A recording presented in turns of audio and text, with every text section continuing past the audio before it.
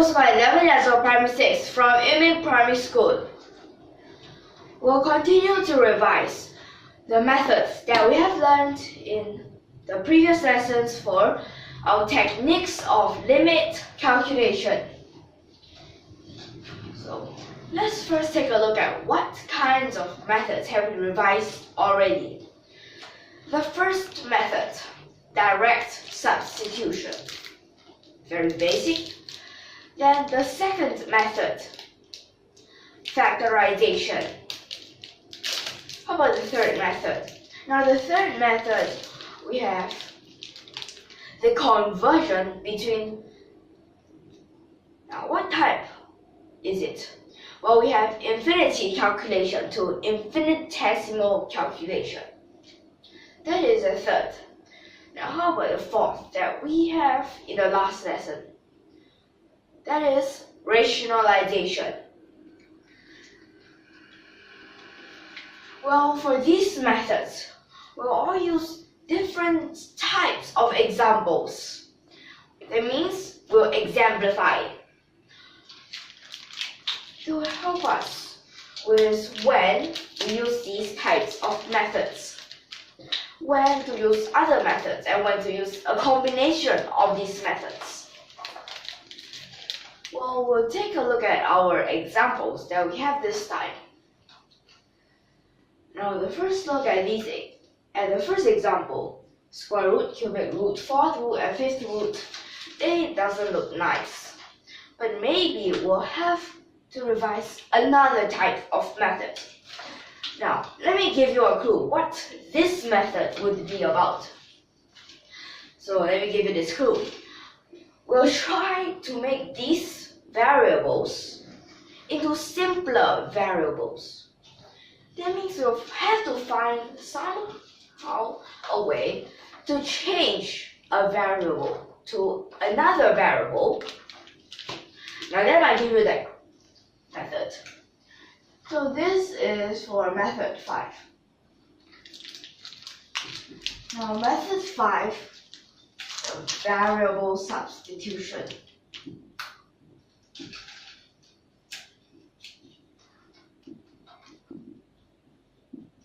For this variable substitution, we have different types of it.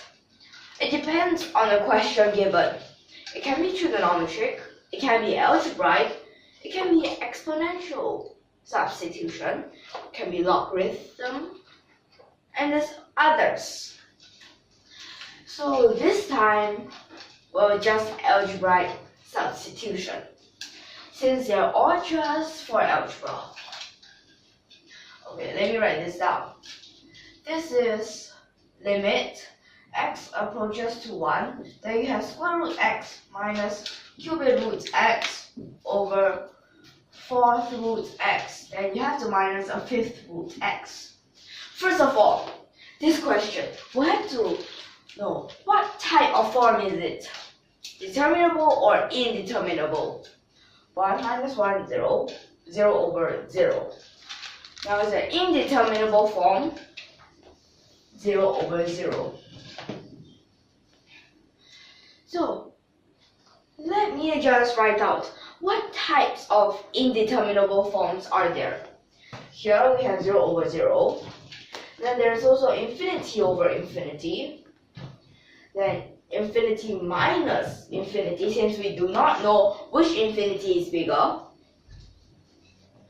Then we also have infinity to the power of 0. Then 1 to the power of infinity.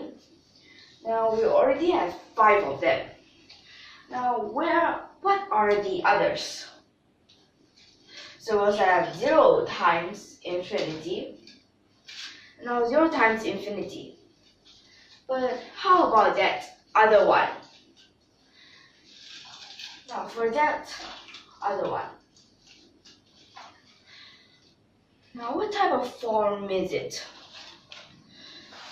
For this, okay, we have 0 over 0, infinity over infinity, infinity minus infinity, infinity to the power of 0, 1 to the power of infinity, is 0 times infinity. And then we also have one thing that we don't know. What is 0 to the power of 0? Okay, so it is for these 7 indeterminable forms that we have right now. So this indeterminable form, that means you can't use direct substitution. Now what can we use here? So here I have written down, we might want to use a variable substitution. But first of all, we need to know what do we need to sub. Okay, we have to look at their powers. Square root is a half, cubic root is 1/3, fourth root is 1/4, fifth root is 1/5. Now we might want to find their LCM among these denominators. So to find the LCM, here very obviously 3 times 4 times 5 is a 60. Their LCM is a 60, so maybe we'll just let. Now at first, it's a 60th root x equals, you can say it's a u. Now maybe we'll just write x equals u to the power of 60. Now this way also can, if you want to write it in those roots, also can. Now this x, it approaches to 1. Then how about u? 1 to the power of 60, it still approaches to 1. Like this. Then how about here? So square root, that means it's a 60th root, then x to the power of 30. That means you'll get, okay, let me write this limit first. This is limit u approaches to 1, then you have u to the power of 30 minus. So cubic root x, at first it's a 60th root x to the power of 20. So here is u to the power of 20. Then you have to over this fourth root. Originally it is 60th root, then x to the power of 12. So now it's u to the power of 12, and then fifth root x is, wait, here I mean fourth root is a 15. So fifth root is a 12, like this. But this form is still a 0 over 0 right now.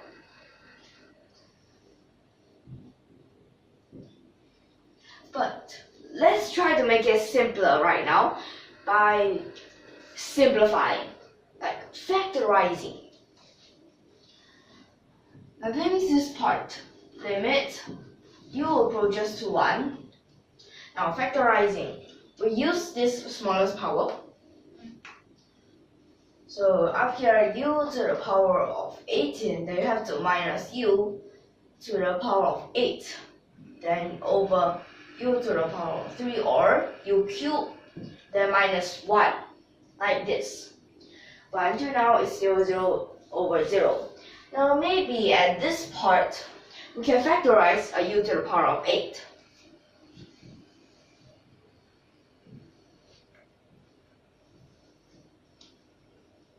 So that means here at the numerator you get u to the power of 10, then minus 1.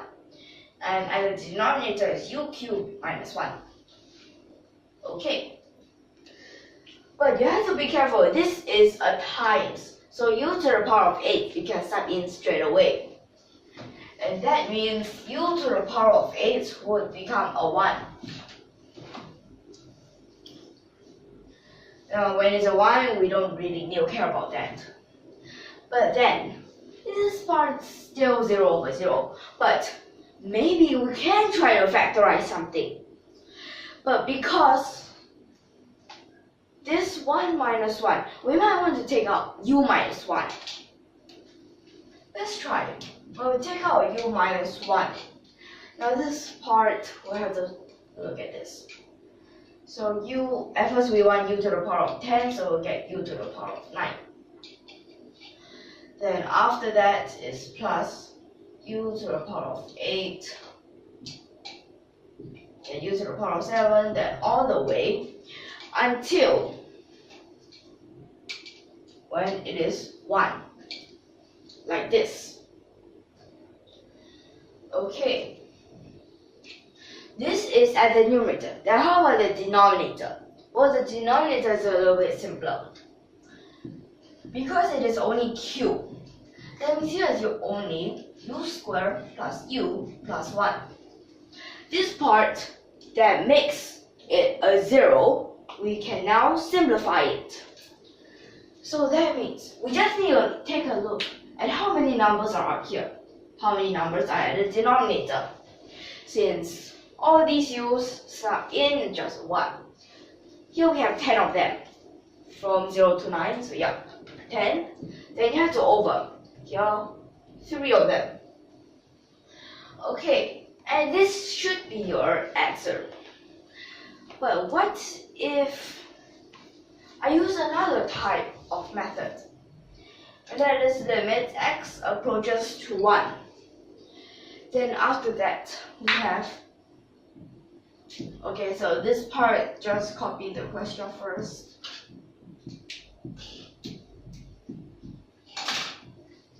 This part 0 over 0. Now what if I don't want to use substitution? If I don't want to use substitution, that means I'll just straight away put it like this.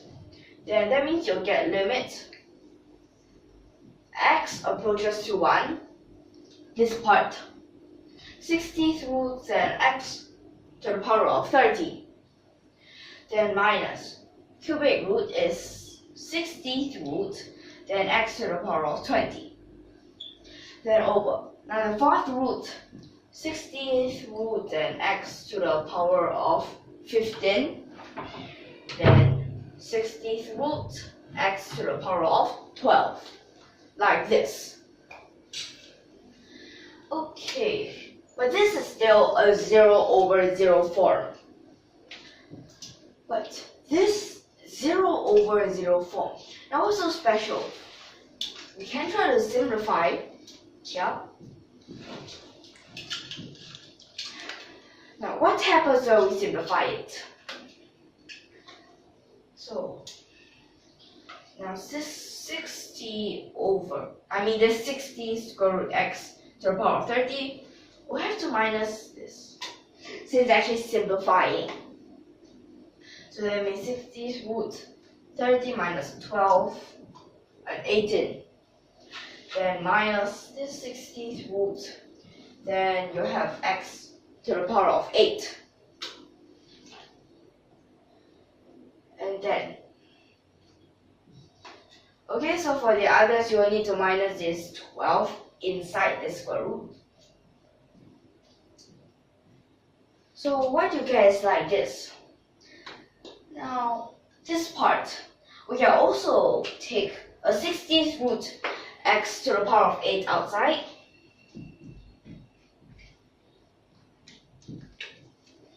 And that, since it's a times, so it will just become a 1. And that one, we don't need to care about it.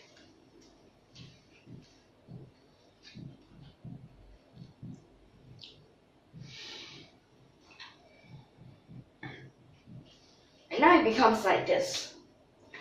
Now what happens here? We also can try to factorize. So actually we really need to factorize. Now what to factorize? So from both a 60th root x, then minus a 1. Wait. Yup, it's correct. So after that it's just the remaining. Okay, so that means it's just all the way.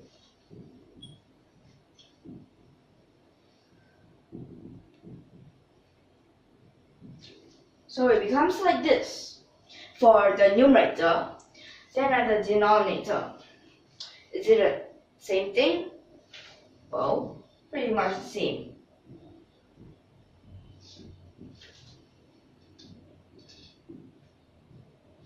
So this cube, that means here is a square. Here's 1. And it's like this. This front part simplify. Then the rest can't get it. So now these parts. Up here we have 10. Down here a 3. Now we still get the same answer. But these two methods, you can actually consider them as one method. Why? Well, because the process is actually the same. But it's just that I want to tell you, with substitution and without substitution, you can see that they pretty much make a big difference. Why is there a big difference, you see? Here, it looks much more complicated. But if you use a substitution, it gets and looks simpler, so that you won't really get confused. So at this part, you have to be really careful. So what is the best way? The best way is actually to use substitution. And these types of substitution, you also have to be careful. What types of substitution do you use? Okay, so for this first example, like this, let's take a look at what we have used. Now this part, okay, the first is that substitution. Then simplify, factorizing again, then direct substitution. So we have used substitution, factorization, and direct substitution. Now you have to be careful. Now there are two types of substitution: direct substitution and variable substitution. Okay, you have to be really careful of these types. Now I think we can actually move on to our next example. Is it okay? Okay.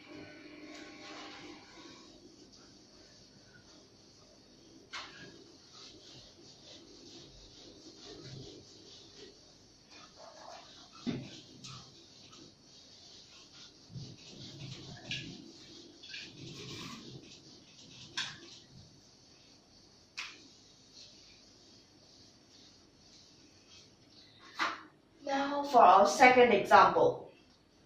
This second example is limit x approaches to 1, square root x, then minus 2 cubic root x plus 4th root x.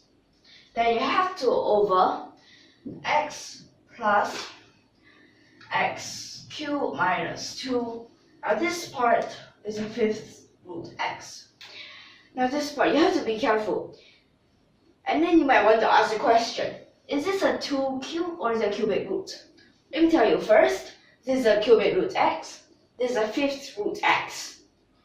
Okay?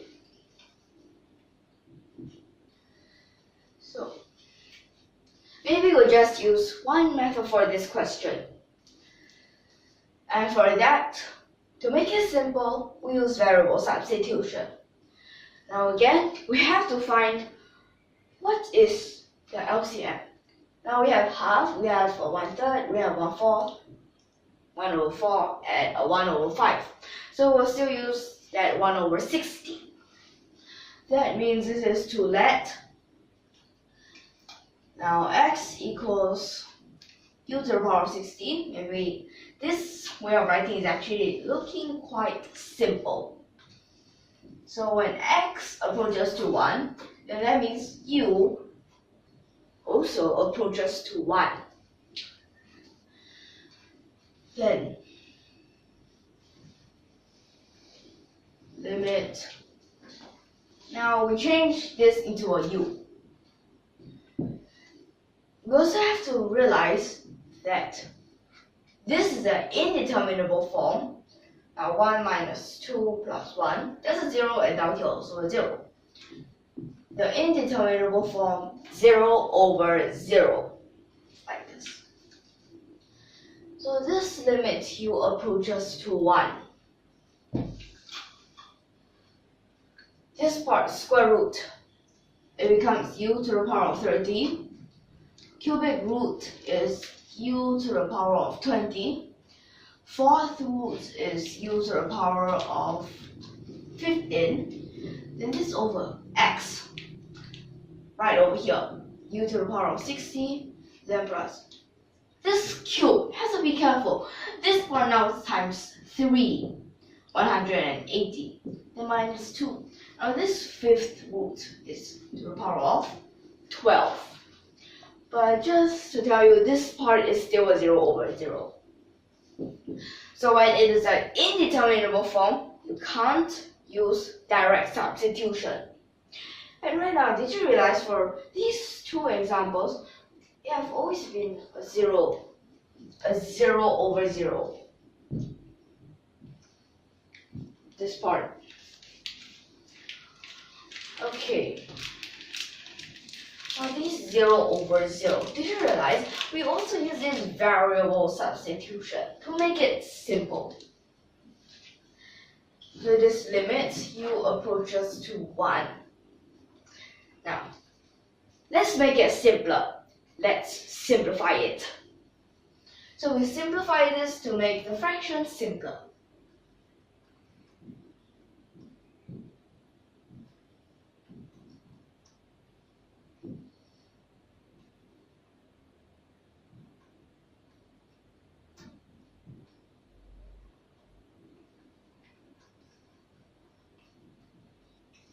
So it looks something like this.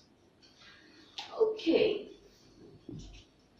Now, but this part, did you realize at the numerator, we still have a u to the power of 3 that we can factorize? Well, let's factorize it.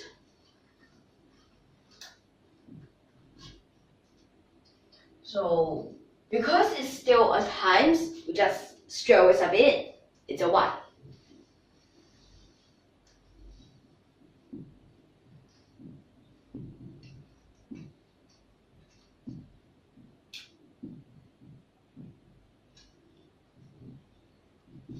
Now we get something like this, but still 0 over 0. So still cannot straight away sub it in. Now what types of methods can you think of? Can I tell you one secret method for this? Well, it's actually basically the only method here. Now this limit, or if you can think of other methods, then when u approaches to 1. Do you see this minus 2 of them here? Okay, that means you can make it into minus u to the power of 5, minus u to the power of 5. But later I'll tell you why I'll do this.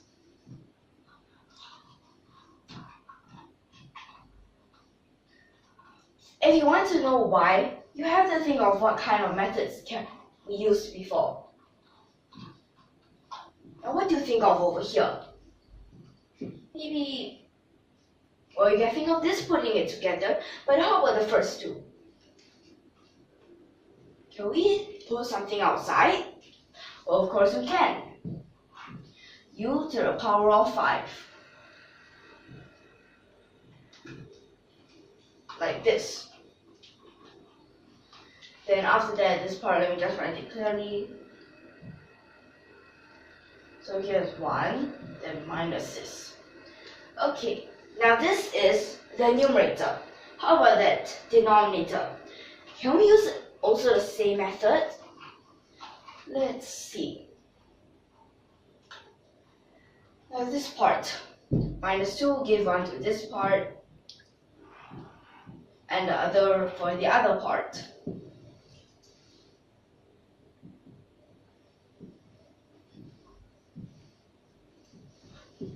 Like this. What's so special here? Did you realize something? What happened here? Over here? Do they have something in common? I think so. Factorization.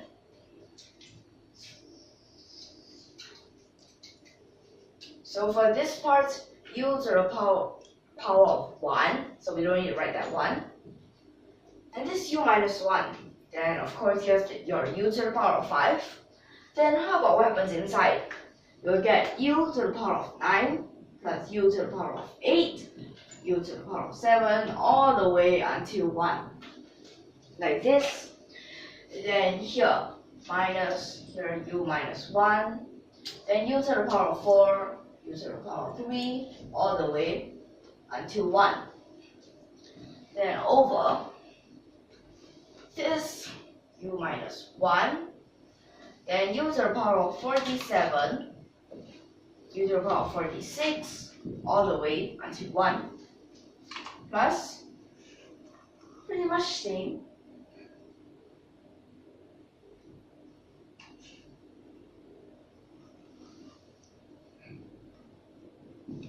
Like this. Next, did you realize we could simplify a u minus 1? Now what happens when we simplify it? You'll realize we won't have a 0 over 0 anymore. And when we don't have a 0 over 0 anymore, that means we could straight away use direct substitution. So this is part 1. Here we have a 10, then minus here we have a 5, then below here is a 48, then after that is a 168.